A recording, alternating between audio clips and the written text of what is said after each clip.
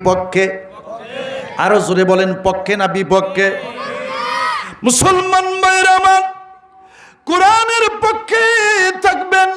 কারণ আপনি যখন দুনিয়ায় কোনো দোকানে যান, আতরের দোকানে, আতর যদি নাও কেনেন, কিন্তু আতরের দোকানে গেলে আর যখন দোকান থেকে বের হয়ে আসবেন তখন কিন্তু গা থেকে একটু ঘ্রাণ বের হবে। জোরে কোন ঠিক কিনা? আতর আপনি কিনলেন না, অথচ আতরের দোকানে ঢুকলেন আর বের হলেন, এতে যদি আপনার শরীরটা ঘেরান ঘেরান বলে অথবা আপনার শরীর থেকে সুঘ্রাণ বের হয়, ঠিক আল্লাহর কোনো বান্দা যদি আল্লাহর কোরআনের পক্ষে থাকে, কোরআনওয়ালাদের সাথে যদি সম্পৃক্ত থাকে, কিয়ামতের দিন ওই কোরআন মাজিদ নিজেই সুপারিশ কইরা আল্লাহর ওই বান্দাদেরকে জান্নাত পর্যন্ত পৌঁছায় দেবে। وقال رسول الله صلى الله عليه وسلم كن عالما او متعلما او مستمعا او محبا। সুবহানাল্লাহ বলেন। নবীজি বললেন, তোমরা আলেম হও। জোরে বলেন, কি হও? আলেম হও, অথবা আলেমের ছাত্র হও, অথবা আলেমের শ্রোতা হও, অথবা আলিমদেরকে মহাব্বত করো, মুহিব্বিন হও। কিন্তু আলেম বিদ্বেষী হইও না, আলেম হাফেজদের বিরুদ্ধচারণ করিও না, কারণ তারা নায়েবে রাসূল। জোরে কোন কি রাসূল? নায়েবে রাসূল। আল্লাহ নবী বলেন, ও আমার সাহাবীরা, আমিও থাকবো না, আমার সাহাবায়ে কেরামও থাকবে না, তাবিনও থাকবে না, খুলাফায়ে রাশিদুনও থাকবে না, ওয়াল মুতাকদ্দিমিন ওয়াল মুআখিরিন সালফে সালিহিনও থাকবে না। একদল আমার উম্মতের মধ্যে সবচাইতে দামি ওয়ারাসাতুল আম্বিয়া, হক্কানি উলামায়ে কেরাম, যারা আহলুস সুন্নাত ওয়ালের মাপকাঠিওয়ালা হবে। জোরে বলেন সুবহানাল্লাহ। তোমরা তাদেরকে অনুসরণ করিও। জোরে কোন কার অনুসরণ? আলেমদের অনুসরণ করো। জোরে কোন সুবহানাল্লাহ।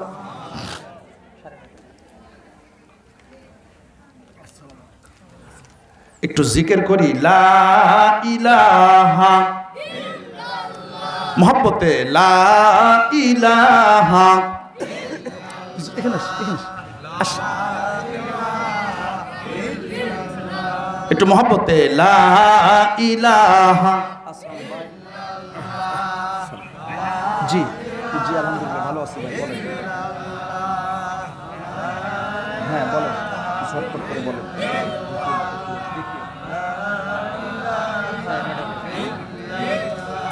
হ্যাঁ হ্যাঁ হ্যাঁ, আচ্ছা সকালে ফোন দিন, অথবা 10টার দিকে ফোন দিন। আসসালামু আলাইকুম। লা ইলাহা লা ইলাহা ইল্লাল্লাহু মুহাম্মাদুর রাসূলুল্লাহ। সবাই পড়েন না সাল্লাল্লাহু আলাইহি ওয়াসাল্লাম। আপনারা বিরক্ত হচ্ছেন? আমার পরে খুব সুন্দর আলোচনা করবেন আজকের মাহফিলের প্রধান মেহমান। সুবহানাল্লাহ বলেন। আল্লাহ পাক যেন ভাইয়ের কণ্ঠ এলেম যোগ্যতাকে ইসলামের জন্য কবুল করেন। সবাই বলেন আমিন। আলহামদুলিল্লাহ। আমি মাত্র আপনাদের একটু গোছায়া সুন্দর করে এক জায়গায় করে দিচ্ছি, আর কোরআনের কিছু ফজিলত হাদিস শোনাচ্ছি। আল্লাহ পাক যেন এর উপর আমল করার তৌফিক দান করে। বলেন আমিন।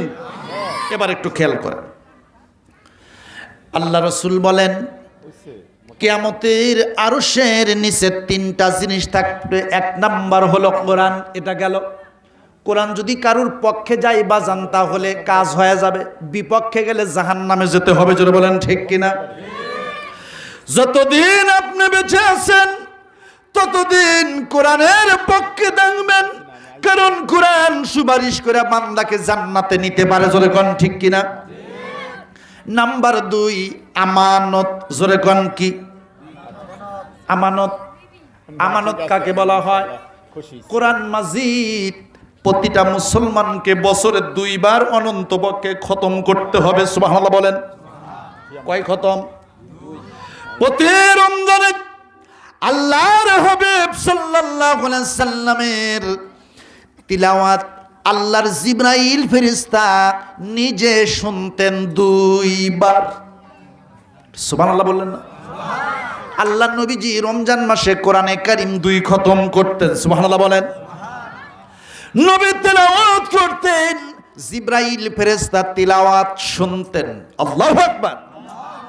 আমার বন্ধুরে, ওই জন্য হাদিসে পাকের মধ্যে এসেছে প্রতিটা মুসলমানকে অনন্তপক্ষে 2টা কোরআন খতম করতে হবে বছরে, সুবহানাল্লাহ বলেন। এই 2টি কোরআন শুধু খতম নয়, এমনও বাড়ি আছে যে 1 বছরও 1 খতম হয় না, জোরে কোন ঠিক কিনা? বন্ধু, কোরআনের একটা অভিশাপ আছে না নাই? কোরআন সুকেজের তাকের উপর রাখলেন, ঘরের মধ্যে রাখলেন, কিন্তু কোরআন যেই ঘরে তেলাওয়াত নাই ওই ঘরটা অন্ধকার, জোরে কোন ঠিক কিনা? হাদিসে পাকে রাসূল কারীম বলেন, ইন্নাল্লাযী লাইসা ফি জাওফিহি শাইউম মিনাল কুরআনি কাল বাইতিল খারিব। মুসলমান, আল্লাহর হাবিব সাল্লাল্লাহু আলাইহি ওয়াসাল্লাম ইরশাদ করেছেন, যেই ব্যক্তির দিলের মধ্যে, যেই ব্যক্তির অন্তরের মধ্যে আল্লাহর কোরআনের লেশ মাত্র নেই, কোনো কিছুই নাই, ওই দিলটা হলো একটা বিরান ঘর, অন্ধকার, জোরে কোন নাউজুবিল্লাহ। এর মানে হলো কোন পরিত্যক্ত পড়ে থাকা বাসা বাড়িতে যদি মানুষ না থাকে বন্ধুরে আমার, ওই বাড়িতে কিন্তু জিন ভূত পেতনি শয়তানের আড্ডাখানা হয়, কথা ঠিক কিনা? সুতরাং যেই মানুষের দিলের মধ্যে আল্লাহর কোরআন নাই, কোরআনের ভালোবাসা নাই, কোরআনের মহাব্বতটুকুনো যার দিলের মধ্যে নাই, ওই দিলটা হলো পিরানঘর সমতুল্য। কারণ ওই দিলের মধ্যে মানবরূপী শয়তান, জিন শয়তানের ওয়াসওয়াসা দিয়া পূর্ণ হয়ে থাকে, পক্ষান্তরে লোকটা গোমরাহি হয়ে থাকে, জোরে বলেন ঠিক কিনা? ও আল্লাহর প্রিয় মেহমানেরা, এই জায়গায় নুরানি মাদ্রাসা খোলা হয়েছে, এখান থেকে হাফেজে কোরআনে তৈরি হয়ে যাবে। এটা হলো একটা ফ্যাক্টরি, সুবহানাল্লাহ বলেন। আপনারা এই মাদ্রাসার জন্য প্রাণ খুলে যান আর মাল, আল্লাহর দেওয়া মাল, আল্লাহর রাস্তে এই কোরআনের জন্য কারা কারা দান করবেন, দিবেন, দেখে হাত উঁচু করে দেখান। আমি একটু দেখতে চাচ্ছি চেহারাগুলো, কারা কারা দেবেন। লিল্লাহি তাকবীর, আলহামদুলিল্লাহ। আপনারা মনে রাগ করলেন? আল্লাহ পাক আপনাদের সময়, আপনাদের জান মাল আল্লাহ কবুল করে নেবেন, জোরে বলেন সুবহানাল্লাহ। 3 নম্বরে আল্লাহর নবীজি বলেছেন আত্মীয়তার বন্ধন। আত্মীয়তার বন্ধনের অর্থ হলো কি, ভালো করে শোনেন। যারা মাদ্রাসা পড়বে, যারা আলেম, হাফেজ, কারি, মুফতি, মুহাদ্দিস, এদের সঙ্গে তাআল্লুক রাখবেন, সুসম্পর্ক রাখবেন। কারা দুনিয়াতে আপনার বিবি, বাল বাচ্চা, ছেলে মেয়ে, তাদের যেমন ভরণ পোষণ করেন, কিন্তু কিয়ামতের দিন ইয়াউমা ইয়াফিরুল মারউ মিন আখি ওয়া উম্মিহি ওয়া আবি ওয়া সাহিবাতিহি ওয়া বানি লিকুল্লি ইমরিইম মিনহুম ইয়াউমা ইযিন শাআনু ইগনি। কিয়ামতের দিন যে ভাইয়ের জন্য কষ্ট করে সারাটা জীবন পরিশ্রম করে চাকরি নিয়ে দিলেন, পড়ালেখা করেলেন, কিয়ামতের দিন আপন ভাই ভাইয়ের পরিচয় দেবে না। মুসলমান, স্বামী তার স্ত্রীর পরিচয় দেবে না, স্ত্রী তার সন্তান সন্ততির পরিচয় দেবে না। লিকুল্লি ইমরিইম মিনহুম ইয়াউমা ইযিন শাআনু ইগনি। সেদিন প্রত্যেকেরই নিজের চিন্তা নিজেই ব্যতিব্যস্ত হয়ে থাকবে, কিন্তু কিয়ামতের দিন আলেম ওলামা হাফেজ কারি এরা নিজের চিন্তা করবে না, আপনজনদেরও চিন্তা করে জান্নাতে নেবে। ওই জন্য আমি আপনাদের জন্য দোয়া করে যাই, আল্লাহ যেন এখানে ফুলের একটা জান্নাতের বাগান তৈরি করে দেন। সবাই বলেন আমিন।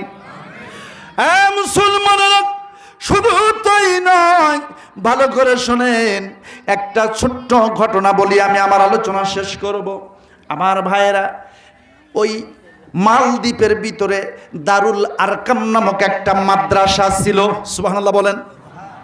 শুনতেছেন কি? কষ্ট হচ্ছে নাকি? আমার ভাষা আপনারা বুঝতে পারছেন তো? আল্লাহ আজকের বক্তা শ্রোতা সবাইকে কবুল করে, সবাই বলুন আমিন।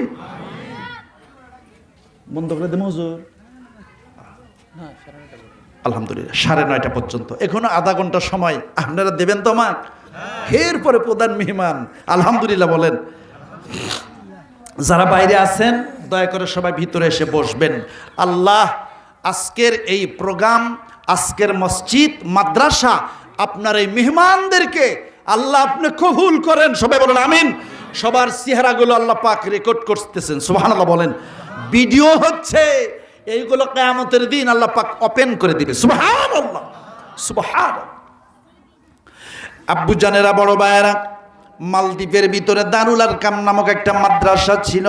ওই মাদ্রাসায় এক বিধবা মা স্বামী মারা যাওয়ার আগে ওসিয়ত করে গিয়েছিলেন, প্রিয়তম স্ত্রী, আমি অসুস্থ, যদি আমি মারা যাই, তোমার পেটে যে সন্তান আছে ওই সন্তান যদি আল্লাহ পাক বেঁচে রাখেন, তাহলে ওই দারুল আরকাম মাদ্রাসায় ভর্তি করে দিও। আমার ছেলে যদি আল্লাহর কোরআন শেখে, এই উসিলায় আল্লাহ আমারে মাফ করে দিতে পারে। কি বিশ্বাস তার ছিল। আল্লাহর কি কাম। আল্লাহর ওই বান্দা মারা গেলেন। মারা যাওয়ার পর ওই ছোট্ট সন্তানটা পৃথিবীতে আসলো। 6 বছর বয়স হয়ে গেল। 6 বছর বয়সকালে মা চিন্তা করলেন, এলাকায় তো মাদ্রাসা নাই, ওই মাদ্রাসা কোথায়? তালাশ করে করে দারুল আরকাম নদী পার হয়ে ওপারে একটা মাদ্রাসা আছে। ওই মাদ্রাসার ওস্তাদের কাছে গিয়া বললেন, হুজুর, আমার প্রাণের স্বামীর ওসিয়াত আছে, আমার এই সন্তানকে মাদ্রাসায় পড়িয়ে দ্বীনি ইলম শিক্ষা দেব। হুজুর গো, আমি মহিলা মানুষ, বিধবা মহিলা মানুষ, আমার সন্তানটাকে আপনার হাতে তুলে দিলাম।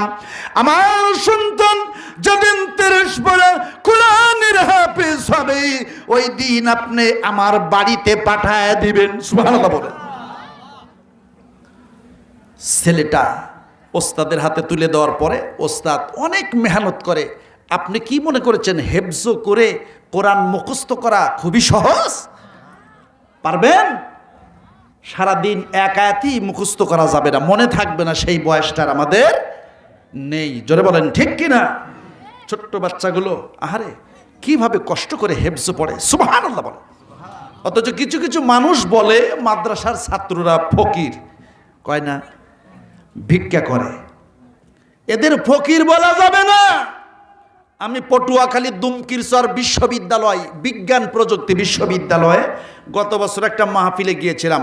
ওই বিজ্ঞান প্রযুক্তি বিশ্ববিদ্যালয়ের যিনি vice chancellor doctor Shamsul Uddin, উনি আমাকে বলতেছে যে হুজুর, এই মাদ্রাসার লাইনে যদি আমি লেখাপড়া করে পিএইচডি নিতে পারতাম, কোরআনের উপর যদি আমি সায়েন্স করতে পারতাম, আমি যদি মুফতি মুহাদ্দিস হতাম, তাহলে এহকালে পরকালে আমার মর্যাদা আল্লাহ পাক ডাবল করে দিত। সুবহানাল্লাহ।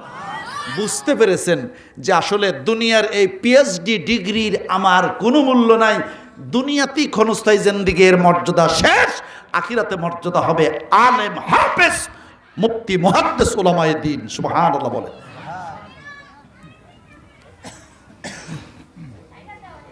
আলহামদুলিল্লাহ। ঠিক আছে, বলতেছে, অসুবিধা নেই। আপনারা কি আমার কথা রাগ করতেছেন নাকি এবার? হ্যাঁ, এই তো ঠিক আছে। আল্লাহ আমাদের উপর এখন খুশি হয়ে যাচ্ছেন, আলহামদুলিল্লাহ, আর রহমত নাজিল হইতেছে। সুবহানাল্লাহ। এই বিশ্বাস আমরা রাখবো, জোরে বলেন ঠিক কিনা? তো সেই ছাত্রটা 12 বছর বয়সে 30 পারা কোরআন হেফজ করে, কড়া ইয়াত করে কমপ্লিট যখন হয়ে গেল, তখন ওস্তাদ বললেন, বাবা, তোমার মা তোমার অপেক্ষায় আছে, যেদিন তুমি হাফেজ হবে ওই দিন তোমাকে পাঠিয়ে দেব। তো তুমি যেহেতু হেফজ শেষ করেছো, তোমাকে 3 দিন ছুটি দিলাম, বাসায় গিয়ে ডেইলি 10 পারা করে কোরআন তোমার আম্মাকে শোনাইবা। সুবহানাল্লাহ বলেন। ছোট্ট ছেলে, 12 বছরের, দাড়ি মোজ গজায় নাই, নুরানি চেহারা।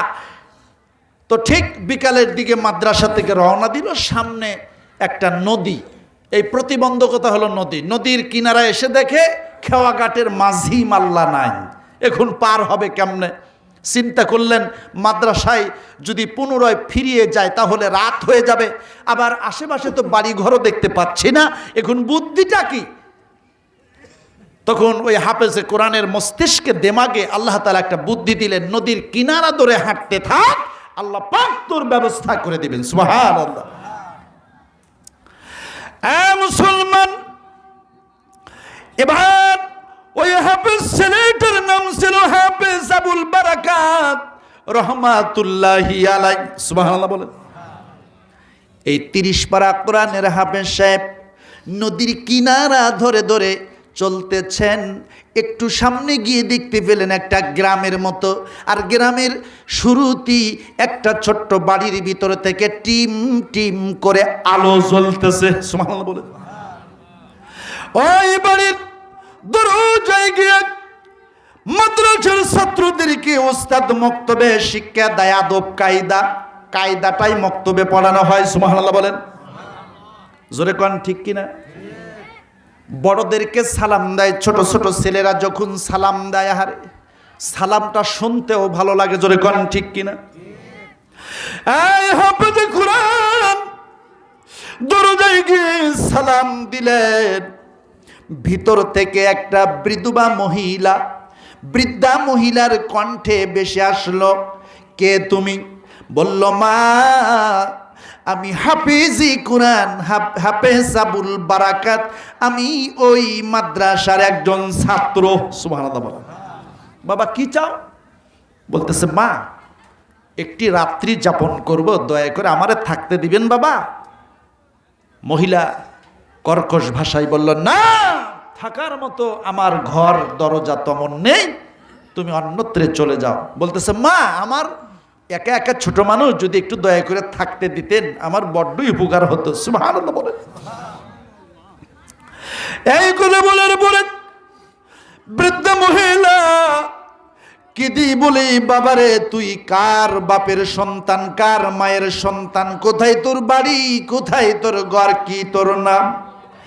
হাফেজে কোরআন হাফেজ আবুল বারাকাত বলে, মা আমি একজন মাদ্রাসার ছাত্র, 30 পারা কোরআনের হাফেজ। একটু দয়া আসলো। দয়া আসার পরে বলতেছে, ঠিক আছে তুমি ভিতরে ঢোকো। ভিতরে ঢোকার পরে মহিলা কান্না করে, ডেকে বলেন, মা আপনি আমি আসার পরে কেন কান্না করছেন, কি হয়েছে? বলছি, রে বাবা আমার দুঃখ তুমি কি নিতে পারবে? আমার দুঃখ শুনে তোমার কি লাভ হবে? বলতেছেন, মা তারপর একটু বলেন। এই সাইডে বাচ্চারা আছে না, এই সোনার ছেলেরা একটু চুপ করো, ছোট্ট ছেলেরা, ছোট্ট মনিরা তোমরা একটু চুপ করো, না হলে ভিতরে আসো, আসো সবাই খেয়াল করো। বাবা আমার এলাকায় একজন বাদশা আছে। এই বাদশা প্রতিটি বছরে প্রতিটা বাড়িতে আদমশুমারির গণনা করে। যেই বাড়িতে যুবতী মেয়ে আছে, এইরকম প্রতিটা বাড়ির থেকে যুবতী মেয়েদের একটা তালিকা করে নির্দিষ্ট কোনো একটা দিনে লটারি টানে। এই লটারিতে যে মেয়েটার নাম উঠবে, ওই মেয়েটাকে এই মালদ্বীপে মন্দিরে ভোগ দিতে হবে। জোরে বলেন নাউজুবিল্লাহ। আর এই দ্বীপে ভোগ দিলে এই নদীতে, এই দ্বীপে, এই সমুদ্রে পানির উত্থান হয়। জোরে বলেন নাউজুবিল্লাহি মিন যালিক। হাকিমুল উম্মাত মুজাদ্দিদ জামান আশরাফ আলী থানভী রাহমাতুল্লাহ আলাইহি মাওয়াজে হক কিতাবের মধ্যে ঘটনা লিখছেন, ভালো করে শুনেন।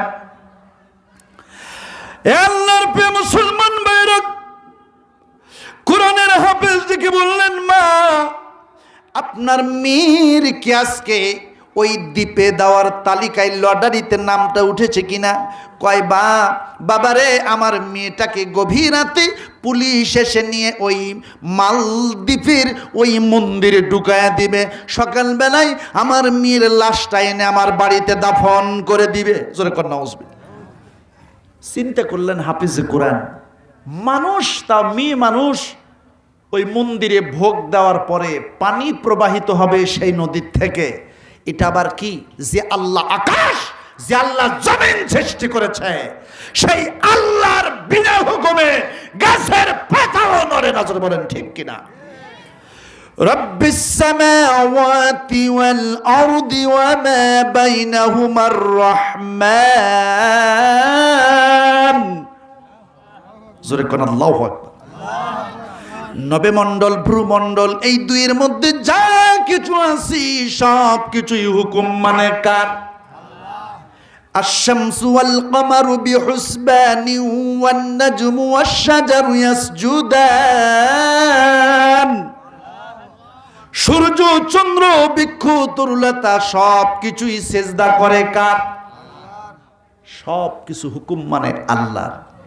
আর মন্দিরে মানুষ ভোগ দিলে তবেই আপনার সেখান থেকে পানি প্রবাহিত হবে, সেই পানি দিয়া কৃষিরা চাষাবাদ করবে। এটা তো হতে পারে না। আল্লাহর হুকুমে সব কিছুই চলে। মা একটা কাজ করেন, আপনার মেয়েটার পরিবর্তে আমার যেহেতু দাড়িমুছ গজাই নাই, পুলিশ প্রশাসন যা কিছু দিয়েছে, শাড়ি, গহনা, নেকলেস সব আমারে পড়ায়া আপনি মেয়ে মানুষ সাজায় আমারে দিয়ে দেন। সুবহানাল্লাহ বলেন। আমি কি আলোচনাটা 5 মিনিটে বলবো বাবা? আলহামদুলিল্লাহ, এখনো কয়েক মিনিট আছে। তো তখন মহিলাটা কেঁদে ফেলছে, বাবারে তুমি কার ঘরের সন্তান, তুমি আমার প্রতি এত ইহসান, এত দয়া করলে? বলল, মা আমারও বাবা নাই, আমি ইয়াতীম। তো আমি আমার বাড়িতে মার সঙ্গে দেখা করার জন্য রওনা দিয়েছিলাম, কিন্তু নদীর কিনারে এসে নৌকা না পেয়ে আপনার বাসায় আশ্রয় নিয়েছি। দয়া করে আপনি আপনার মেয়েকে গোপন রাখেন, আমাকে দিয়ে দেন, দেখি তার আসল রহস্যটা কি হয়। সুবহানাল্লাহ বলবেন না? মুসলমানের হাফেজ আবুল বারাকাত সুন্দর করে মহিলার ওই সুন্দর সুন্দর ডালাতে শাড়ি, গহনা ইত্যাদি যা কিছু দিয়েছে সুন্দর করে পরিধান করে সুসজ্জিত হয়ে সুন্দর করে বসে আছে। আর বলতেছে, মা আপনার ঘরে কি জায়নামাজের কোনো মুসল্লা আসেনি? আপনার ঘরে যদি জায়নামাজের মুসল্লা থাকে আমারে দয়া করে দেন, কারণ আমি একটা জায়নামাজ ছাড়া আপনার কাছে আর কিছুই চাই না। সুবহানাল্লাহ। আল্লাহর এই বান্দা কুরআনের হাফেজ আবুল বারাকাত চুপচাপ করে বসে আছেন। কিছু সময় পরই বাদশার পুলিশ প্রশাসন চলে এসেছে।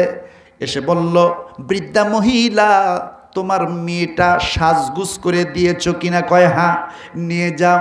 এবার হাফেজ আবুল বারাকাত বিদায়ের আগেই মহিলাকে বলে দিয়েছিলেন, মা আমার তো একজন মা আছে, আমার পাঞ্জাবি টুপিটা রেখে গেলাম, আমি যদি ওই দ্বীপ থেকে যদি পুনরায় ফিরে আসতে না পারি তাহলে আমার এই কাপড় চুপুরগুলি দয়া করে আমার বিধবা মার কাছে পৌঁছায়া দিয়া সালাম দিয়া দিন।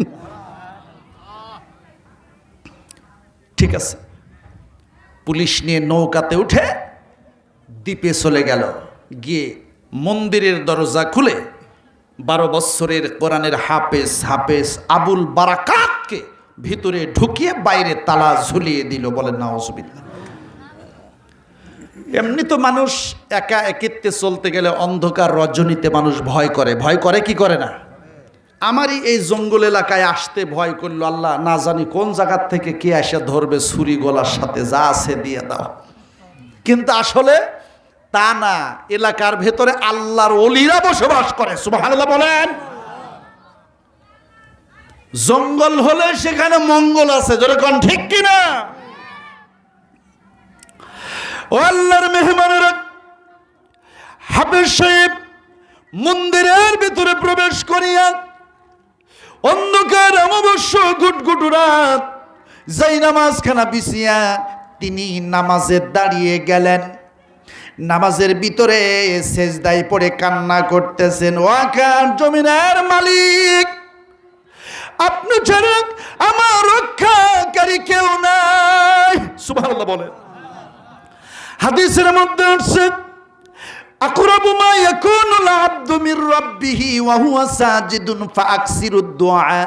হাদিসের মধ্যে আসছে, আল্লাহর হাবিব বলেন, ও আমার উম্মতিরা, ও আমার সাহাবীরা, তোমরা সেজদা লম্বা করো, সেজদার ভিতরেই আল্লাহ পাকের কাছে দোয়া করো। যদি বান্দার সেজদার মধ্যে দোয়া কবুল হয়ে যায়, আলগা মোনাজাতের আর পরে কোনো প্রয়োজন হয় না। সুবহানাল্লাহ বলেন। বান্দা যখন সেজদা করে আল্লাহ পাক বলেন, ওয়াসজুদ ওয়াকতারিব, বান্দা তুমি যখন আমাকে সিজদা করো আমি তোমার অতি নিকটবর্তী হয়ে যাই। সুবহানাল্লাহ বলেন। এবার হাফেজ সাহেব চোখের পানি ছেড়ে দিয়ে কান্না করতেছেন, সুবহান রাব্বিয়াল আলা পাকের মধ্যে নবীজি বলেন, আইনান নাসি লা তামাসসুহুমান নার ওয়া আইনুন বাকাত মিন খাশিয়াতিল্লাহি ওয়া আইনুন বাতাত তাহারুসু ফি সাবিলিল্লাহি রাওয়াহুল বুখারী ও মিশকাত। সুবহানাল্লাহ বলে। হাদিসে পাকে আল্লাহর হাবিব সাল্লাল্লাহু আলাইহি সাল্লাম বলেছেন, দুই ব্যক্তির চোখের উপর জাহান্নামের আগুন জ্বলবে না। সুবহানাল্লাহ বলেন। এক নাম্বার হলো যে ব্যক্তি আল্লাহর ভয়ে কান্দে, আল্লাহর ভয়ে কান্দে। দুই নাম্বার মুসলমান মুজাহিদ, তাদের জান মাল পাহারা দেওয়ার জন্য যেই মুজাহিদ মুসলমানেরা রাত্রি জাগ্রত থাকে, এই দুই প্রকার চোখের উপরে আল্লাহ পাক জাহান্নামের আগুন আজীবনের জন্য হারাম করে দিয়েছে। হাফেজ আবুল বারাকাত রহমাতুল্লাহি আলাই তিনি শুধু কান্না করতেছেন, আল্লাহ আমাকে রক্ষা করেন, আর এর মধ্যে কোন শয়তান আছে, এই শয়তানকে আপনি ধ্বংস করে দেন, না হয় হিদায়াত দেন। সুবহানাল্লাহ বলেন। হাফেজ সাহেবের নামাজ যখন সমাপ্ত হয়েছে, এমন সময় ওই ঘরের মধ্যে এক দুষ্ট জিন, বড় বড় দাঁত, বড় বড় চোখ, চক্ষু থেকে যেন অগ্নিস্ফুলঙ্গি বের হয়ে আসছে, আর অট্ট হাসিতে ফেটে পড়েছে। কিরে সুন্দরী, 19 বছরের সিরিয়ালে আজকে তুমি আমার ভোগের পাত্রী হয়ে গেলা। জোরে কর নাউজুবিল্লাহ। একটু জোরে সরে বলেন না। মুসলমান হাফেজে কোরআন চিন্তা করলেন, এটা তো দুষ্ট জিন। এই জিন তো যুবতী মেয়ের সাথে সারা রাত ফুর্তি করে, নষ্টি ফষ্টি করে, শেষ রাত্রিতে তারে মেরে ফেলে দেয়। আল্লাহ আপনি আমাকে সাহায্য করেন। ওয়া মান ইয়াতাওয়াক্কালু আলাল্লাহি ফাহুয়া হাসবুহু। বান্দা যখন আল্লাহর কাছে সাহায্য চায়, আল্লাহ পাক ওই বান্দার জন্য যথেষ্ট হয়ে যায়। সুবহানাল্লাহ বলতে বলতে কি পেটে বেদনা হয়েছে নাকি বাজান? না আগামীকাল 10টায় বলবেন? আজকেই বলেন সুবহানাল্লাহ। এই তো শেষ। এবার হাফেজ সাহেব বুদ্ধি করে জায়নামাজের চতুর্দিক দিয়া মাটি, এই শাহাদত আঙ্গুল দিয়ে একটা দাগ কাটলেন। সুবহানাল্লাহ বলেন। রেখা টান দিলেন, আল্লাহর কোরআনের আয়াত পড়িয়া। সুবহানাল্লাহ বলেন। এবার দুষ্ট জিন হাসতে হাসতে হাফেজ আবুল বারাকাতের শরীর যখন স্পর্শ করবে, ধরতে যাবে, এমন সময় কোরআনের আয়াতি কারিমা যে পড়েছিল হাফেজ, ওই আয়াতির দাহিকার জ্বালানি শক্তির তাজাল্লির নূর উঠিয়া জিনের হাতটা পুড়িয়া গেল। আর একটু জোরে কন। হাত যখন পড়ে গেল, দুষ্ট জিন পিছন দিক সরিয়া বলতেছে, কি রে লেডিস, কি রে সুন্দরী, তুমি কি জাদু করেছ যে আমি তোমার শরীরে যা হাতটি দিতে পারি না? সুবহানাল্লাহ বলে। কি মন্ত্র পড়েছ, তোমার শরীরে হাত দিতে গিয়ে আমার হাতে কেন জ্বলে গেল? এবার আবার হাসি দিয়ে আবার যখন ধরতে যায়, আল্লাহর কুদরতি কোরআনের আয়াতের এই জ্বালানি দাহিকা শক্তির নূরের তাজাল্লি দিয়া আবার জিনের হাতটা পুড়ে গেল। তৃতীয়বার যখন পুড়ে গেল, হাফিজি কোরআন চিন্তা করলেন, এই দুষ্ট জিন এ তো আমার কোনো ক্ষতি করতে পারবে না, কারণ আমার সাথে কে আছে? আরো জোরে কন। আল্লাহ আমার রব, এই রবই আমার সব। জোরে বলেন মারহাবা। দমে দমে তোনে মনে তারি অনুভব, আল্লাহ আমার রব, ওই রবই আমার সব। জোরে কোন ঠিক কিনা? আল্লাহ পাক হাফেজে কোরআনের সাহায্যকারী হয়ে গেছেন। আল্লাহু আকবার। প্রধান বক্তা আপনারা কি রাগ করতেছেন নাকি? আলহামদুলিল্লাহ। আল্লাহ আজকের এই মাহফিল, এই মাদ্রাসা, মসজিদ